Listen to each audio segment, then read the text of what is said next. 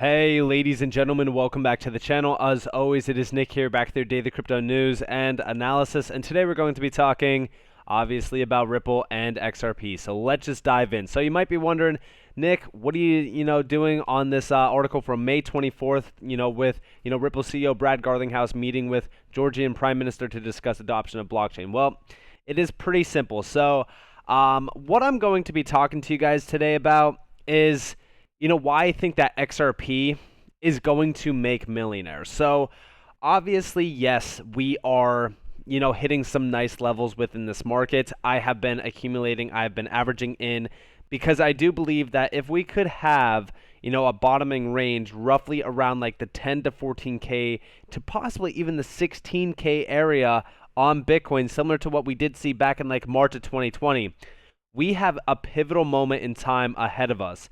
Honestly, as we do look at like the next topping point for Bitcoin, we're eyeing like the 100K plus level on Bitcoin. And I'm not saying like we're going to top out on Bitcoin, like tomorrow or anything like that. No, it's obviously going to take time. But what I'm saying is like the next crypto cycle is going to be absolutely parabolic for a lot of these utility gems. Utility is here to stay.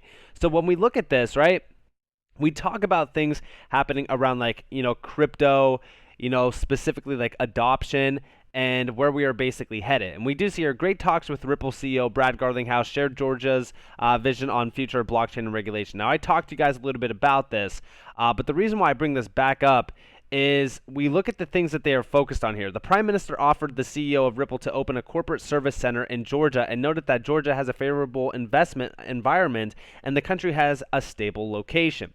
Now, the reason why I bring this up is simply because like we need more information on what they really talked about. I would say from Ripple's standpoint, they have been, really kind of taking over massively around the globe. And when we talk about like, Georgia, it would be something pretty significant for them to take over that country as well, essentially, because they have been the first country to bring blockchain in public services. So it would make, sense for them to adopt like something like, RippleNet with XRP. It would be, the perfect approach not only from them, but it would also be great for not only, the crypto adoption, but also like XRP on-demand liquidity volume.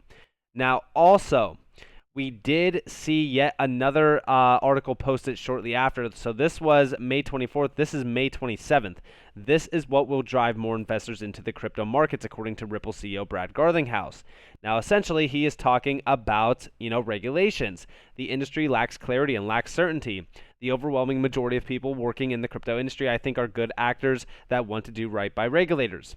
And when we look at this, right, they're saying, but when the rules of the road aren't clear, it's very difficult to manage with that. And so for entrepreneurs and investors to participate in these markets, to invest in companies in this space, you want that clarity and certainty. Other countries that demonstrate how, out of step the United States is really the G20. I mean, we talk about Switzerland here. We talk about Singapore. We talk about the UK, Japan, even the UAE is way ahead in providing the clarity and certainty that I think allows investors and entrepreneurs to build on these technologies. And of course, he's mentioning many areas that XRP for, the longest time has been utilized in, certain payments. Also, Ripple has been moving in on a lot of these areas, like for an example, Singapore, UK, even Japan, etc. So I would say like the UK, in terms of like the US, sorry, not the UK, the UK, the U.S. has been dragging their feet for a very long time, and when we really talk about regulations, I do think that this is the area to focus on because institutional demand, once we do see regulatory clarity come to the space, is going to drastically increase. Which takes me to my next major talking point. Swift versus Ripple, the fight for better, faster, cheaper bank transfers. This goes back to August 2018. Yes, August 2018. This is almost 4 years old in terms of an article. And of course, you can see by the graphics, it definitely, plays into that. But the reason why I bring this up is because a lot of things have changed drastically since then. First and foremost, we do see here, Ripple envisions a world in which value can be transmitted as quickly and cheaply as information. They have a compelling case. $180 trillion worth of cross-border payments are made every year with a combined cost of more than $1.7 trillion. So, since then, cross-border payments has drastically increased in terms of the value. We're seeing, talks about like roughly $250 trillion being the full-on value being moved yearly. If we're talking about $180 trillion though, that is a significant amount. And when you look at like the cost to really kind of move this, this is roughly a 1% fee on this entire amount. So just imagine in terms of like the payment volumes that are transacting and what types of fees they are actually paying, if this is accounting for almost 1% of the total transacted amount. Now we do see here how cross-border payments are made today, SWIFT. And of course they talk about how, this is made. I've talked to you guys about this before in terms of this diagram. But we look at the cost here. So as a result, the average cost for a bank transfer is 11.18% for low value payments, while typical business-to-business payments can cost up to $30 per transaction, 3 to 5 days. A large amount of this definitely is huge, but imagine trying to talk to somebody. Like, I've tried to talk to people about this technology and describe to them why this is such a significant moment in time to really pay attention to. And a lot of individuals just kind of look the other way. They don't really care about it. They don't understand it. I don't think people realize like settlement, liquidity, like these are huge areas to focus on, not only from like the dollar figure amount, but also from like the innovative standpoint. Like things are rapidly shifting here. And we do see Ripple disrupting the model. This is also why XRP and Ripple has been targeted for many, things. I would say like this is the main point why they had a target on their back. The company's RippleNet is a singular global network of banks and financial institutions that can communicate between each other in real time, making cross-border transactions more efficient. This is why we talk about it becoming the global network. And they do mention like xCurrent. Obviously, a lot of this has been rebranded. We've talked about that in the past, but what I want to really kind of bring back up is this down here. So I see a large amount of individuals saying like, okay, well, if you could save, 33%, for example, utilizing just Ripple, why even bring in XRP? Well, you're cutting out a ton of things. First off, in terms of the savings here, you're cutting out the foreign exchange. You're cutting out the currency hedging. You're cutting out, from what I see here, you're cutting down on almost everything, and you're also cutting out Basel III. And also liquidity is getting dropped.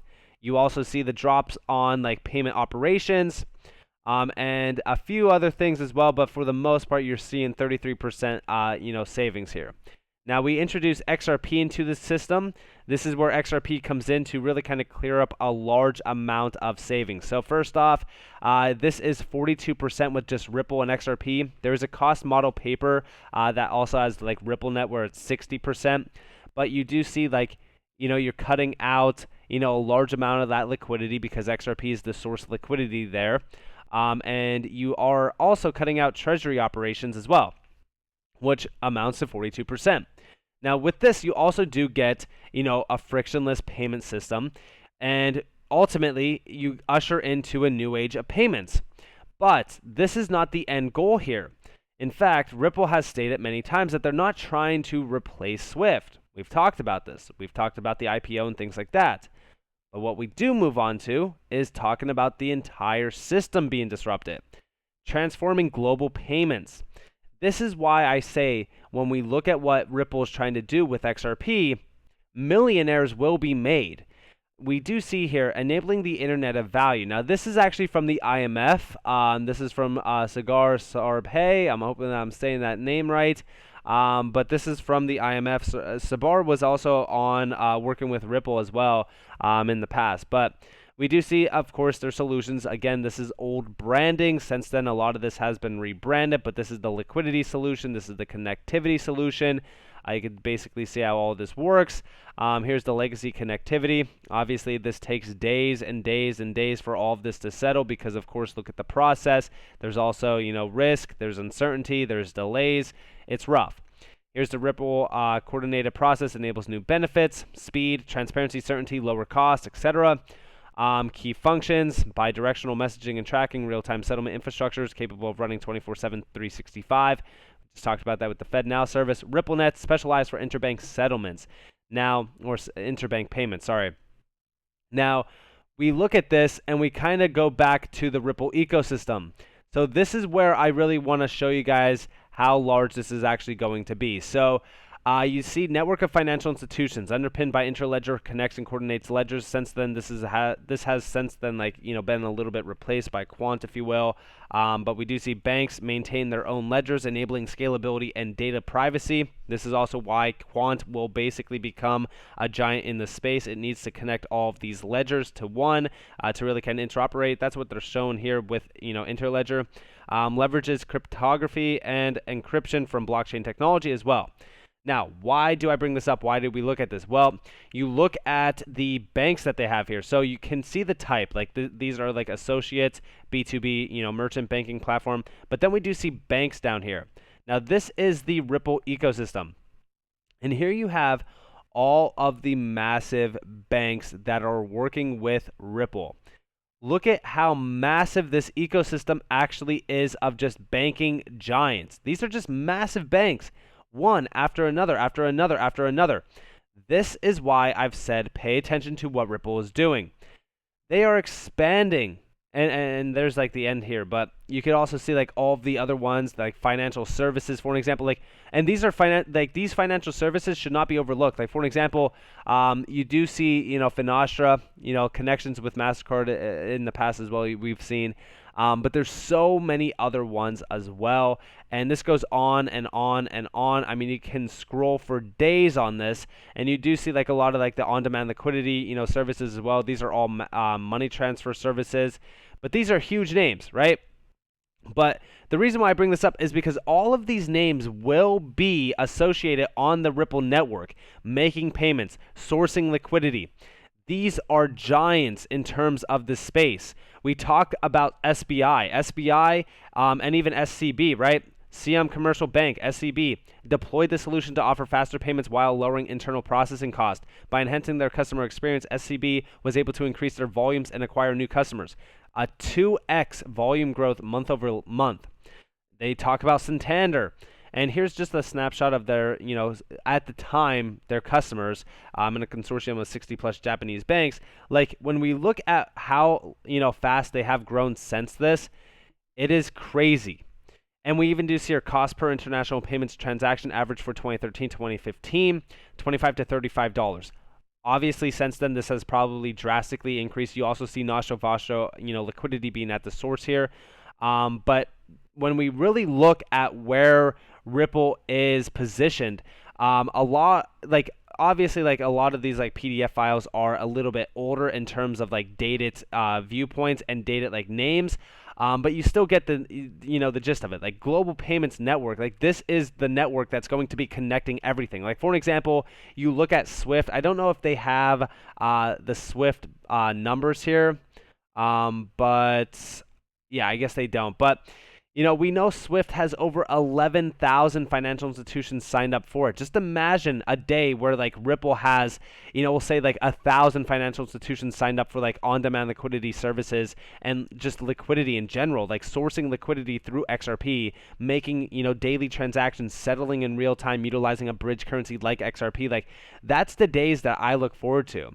And honestly, when you look at what Ripple has been building towards, like that's essentially the inevitable future.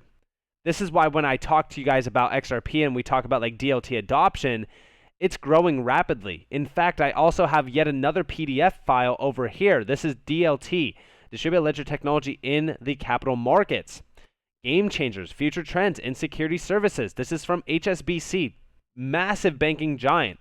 They have also mentioned Ripple within this, but they are talking about DLT adoption in general. I don't really want to focus more on, Ripple itself, but I want to talk to you guys about DLT adoption. In these areas that we see, becoming, an evident area for DLT adoption and disruption, a lot of these markets are ripe for disruption. We talk about payments. There's large amounts of payments. Like DLTs can streamline end-to-end value transfers, reducing cost, operational risk, and settlement periods. For example, Ripple's XRP ledger provides real-time cross-border payments, utilizing tokens that represent central bank currencies in foreign exchange. HSBC's FX Everywhere tool processed more than 3 million interbank or intercompany FX transactions worth $250 billion in its first year. We also see bank, finance. They again are focusing on a large amount of areas here. We do see here DLT could transform this by providing a shared record of shipments, ownership, financing, and insurance. The We.Trade platform, built by 20 European banks, including HSBC, and hosted on IBM's blockchain, conducted, its first open account trades. And talking about trade finance, we talk about XDC all the time. A large amount of these DLTs in the space are disrupting ripe markets worth trillions and trillions of dollars. And, they continue to talk about DLT adoption and how it's taken over in this space. But we do see here, what key developments have shaped DLT over the past 2 to 3 years. Well, you do see a few of them. Growing investment, preference for privacy, proprietary, partnership, public. When we talk about DLTs, they have been taken over rapidly. I mean, we talk about even Hedera. Hedera has been rapidly growing. They've been rapidly expanding. And you see a large amount of these projects getting a little bit of a spotlight by seeing massive Fortune 500 plus giants joining them to conduct test use cases to see if how it will run in a real-time basis. There's a large amount of I would say a large amount of volume and value to disrupt from the DLT standpoint. And they are seeing here what are the most important success factors for DLT. Commercial value, legacy systems. Again, with this, it's also weaknesses in existing technology with high replacement costs can encourage bolder thinking and generate support for DLT. Yeah, I mean, when we talk about the legacy system, it's completely broken. I would say there's no point in even trying to sugarcoat it. The legacy systems have been broken forever now. Their inefficiencies have been noticeable. They have been put in the spotlight, and we know exactly what is wrong with them. That's why a lot of these DLTs are focused on changing them drastically for the better. And of course, they're talking about flexibility and interoperability. We know that Quant is solving that, overcoming resistance, economic alignment, balancing convenience with security. We know that a lot of these DLTs, even Hedera, right? In terms of security, ABFT compliant, huge area to focus on in terms of the most secure ledger. And we do see how will DLT evolve over the next 2 to 3 years. Now, I don't know when this article was fully posted. I think that it was roughly, I want to say 2017, 2018. But we do see here, cost savings by streamlining processing and eliminating intermediate steps. DLT should deliver significant savings across the operations, technology, and finance operations of buy-side and sell-side firms alike. Yeah, and we already are there. Risk reductions, revenue opportunities as well. They're also talking, I want to zoom in here real quick. They're talking about tokenization and creating liquidity could encourage the emergence of new investment strategies and income streams, which we have already seen Ripple focusing on in terms of tokenization on the XRP ledger, and also even creating liquidity, which we've known for the longest time. But we also see over here, set against these positive drivers, the evolution of DLT is likely to face a number of obstacles over the next few years. Insufficient skills and knowledge for firms to develop, operate, and oversee DLT effectively, which we have been seeing, a lot of processes actually fixing this in terms of Quant's 3-line code. That's plug and play. Plug and play APIs are huge right now. Excessive hype over the potential of DLT and its potential to trigger wasteful investment. I think that in terms of the potential of DLT, I don't even think that we're scratching the surface, to be completely honest with you guys.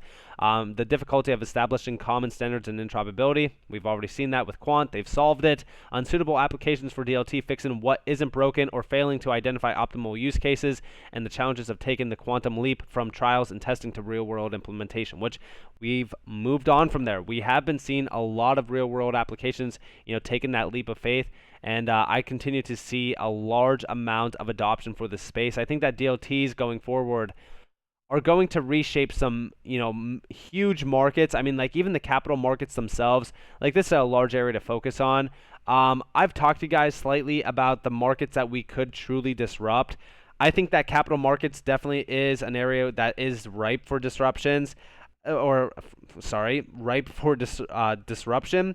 And when we talk about just where we are headed in terms of even, cross-border payments, I mean, it's a large amount of money.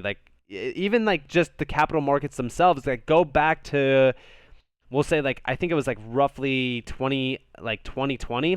It was $105.8 trillion or something like that. I know that it was in the trillions of dollars, but there's just large amounts of money that we are going after, and I don't want you guys to get like this dollar figure amount in your mind just because like we're disrupting some sort of like major $1 trillion market.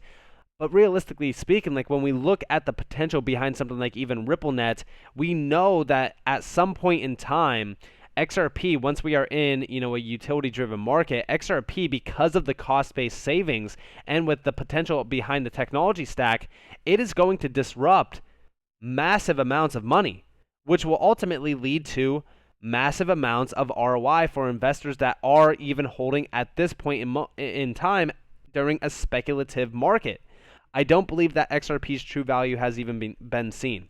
I also don't think that its true potential has even been unlocked. So with that being said, I hope that you guys enjoyed this video. If you guys did, definitely leave a like, subscribe, turn notifications on if you guys want more free content. You guys are more than welcome to follow me on Twitter and join the free Discord down in the description below. As always, after you all have a beautiful day or beautiful night, wherever you guys are in this beautiful world, it's been Nick. Peace out, guys.